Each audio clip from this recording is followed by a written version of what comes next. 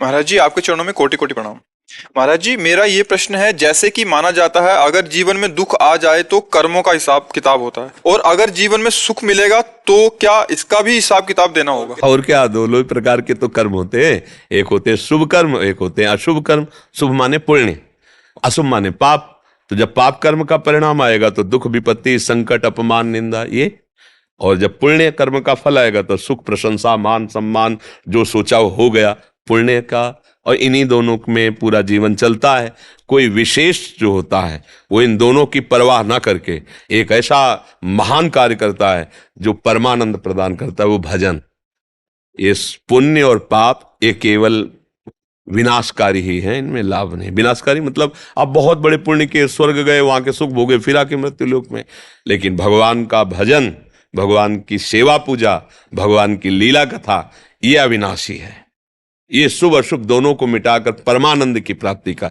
परमानंद और सुख दुख अंतर। सुख दुख मायाकृत, परमानंद ये त्रिगुणातीत मायातीत सुख है।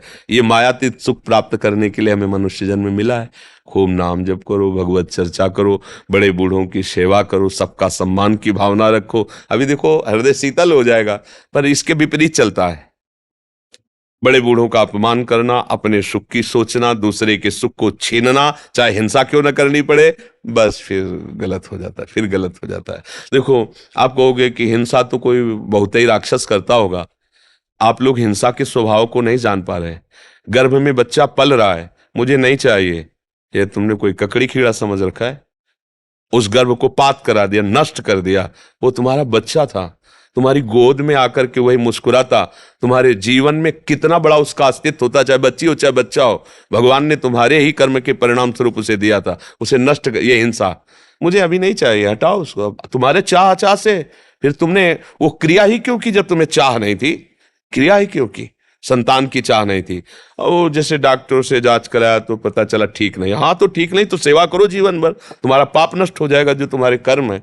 अब बड़ी भूलें हो रही है, माताएं बहनें इस बात पर ध्यान नहीं दे रही। भ्रूण हत्या, गर्भ हत्या, कैसा तुम्हारा प्यार है? अगर वही बच्चा बाहर आंगन में खेलता हो, आके कोई एक थप्पड़ लगा दे, तुम्हारी छाती पे लगेगा, तुमने मैं बच्चे को मार कर। और वही बच्चा जो केवल तुम्हारे गर्भ रूपी आंगन में तुम्हारे ही आश्रित है, और उसको तुम नष्ट करवा रहे हो, कैसा तुम्हारा हृदय? ये हम किसी एक व्यक्ति विशेष के लिए नहीं कह रहे, एक हिंसात्मक भाव का परिचय दे रहे कि हम सबके अंदर वो हिंसात्मक भाव छुपा हुआ है, हमको इसको मिटाना चाहिए। अब ऐसे ऐसे शब्द सुनने को मिलते हैं जिनसे ऐसा लगता है क्या मतलब, बेटी, अरे बड़े बड़े संत महात्मा सब उसी शरीर का आश्रय लेकर पैदा होते हैं। माताओं बहनों के इस शरीर का आश्रय लेकर तो संत महात्मा पैदा होते। तुम किससे पैदा हुए हो? एक माँ भी तो किसी की बेटी थी। अगर वो उसकी सुरक्षा ना करता तो आज तुम माँ कैसे बन सकती, तुम पिता कैसे बन सकते? तो तुम्हारा क्या कर्तव्य है कि तुमने अगर ब्याह किया, संतान उत्पत्ति के मार्ग में चले हो, तो तुम्हारी जो भी संतान है वो किसी के धर्म का पालन करने वाली बनेगी। पुत्र है तो पत्नी लाएगा, तभी तो धर्म पूरा होगा। बेटी है तो पति मिलेगा, तभी तो धर्म पूरा होगा। तो पुत्र होगा तो, अगर बेटी सब मरवा देंगे तो तुम्हारा धर्म कैसे चलेगा? कुछ ज्ञान नहीं, एक राक्षसी स्वभाव बैठ गया है। बेटी है तो मार दो, या अंग विहंग है तो मार दो। वो जीव जीव नहीं है, वो तुम्हारा पुत्र पुत्र नहीं। और अनजाने में प्रायः ऐसे अपराध गृहस्थियों से होते रहते हैं, क्योंकि वो लोग ये समझते नहीं कि भयंकर अपराध है, भयंकर, और इसका प्रायश्चित नहीं किया तो भोगना पड़ेगा। ऐसी जगह तुम्हें तड़पा के मारेगा, ऐसी जगह गिराएगा जहां कोई सहयोगी नहीं होगा। ये भ्रूण हत्या, गर्भ हत्या बहुत बड़ा पाप। सबसे प्रार्थना है, भजन भले कम करो, लेकिन इतना तो ज्ञान रखो कि महापाप मत करो। जो महापाप है वो मत करो। अभी कल के सत्संग में था कि इंद्र ने यज्ञ में वज्र पहाड़ च्यवन ऋषि के ऊपर और अश्वनी कुमारों को, तो उन्होंने मंत्र से कृत्या प्रकट की, जो महाअसुर रूप, जैसे मदासुर। तो जब इंद्र मान गए विनय की, तो उस असुर ने कहा, मुझे जिस हेतु पैदा किया है अब मैं व्यर्थ तो जाऊंगा नहीं, मुझे बोलो मैं किन का नाश करूं, क्योंकि मैं करूंगा, मैं इसीलिए प्रकट हुआ हूं। तब उन्होंने कहा था, जो पराई स्त्री या पराई स्त्री पराई पुरुष का, उसे बेविचार कहते हैं। बेविचार और हिंसा, जैसे गर्भ हिंसा या किसी भी भाव से किसी की हिंसा, और मद्यपान, शराब पीना और मांस, अगर ये जो कर रहे तुम उनके सुकृतों का नाश कर दो। पुण्यों का नाश कर दो। तो कलयुग का भी ऐसी जगह निवास है, आसुरी प्रवृत्तियां भी ऐसी जगह आक्रमण करती हैं। अब आप लोग सत्संग सुन करके जो पूर्व में हुआ भगवान से क्षमा मांगो, आगे कोई गलती ऐसी ना करो।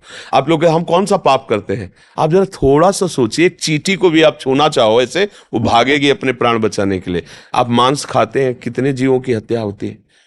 आप कैसे कैसे अपराध, शराब पीते हैं, ये कोई पेय पदार्थ है जिसको शास्त्र निषेध कर रहा है? वो राक्षसों के लिए, तुम राक्षस तो नहीं, तो उत्तम गति प्राप्त करने के लिए मनुष्यों ने प्राप्त किया है। अब ये भाषण किसको अच्छे लगेंगे? बाबा जी इसलिए बोल रहा है, तो फिर आप अपना जीवन देखो कहां गिरता चला जा रहा है, कहां गिरता चला जा रहा है।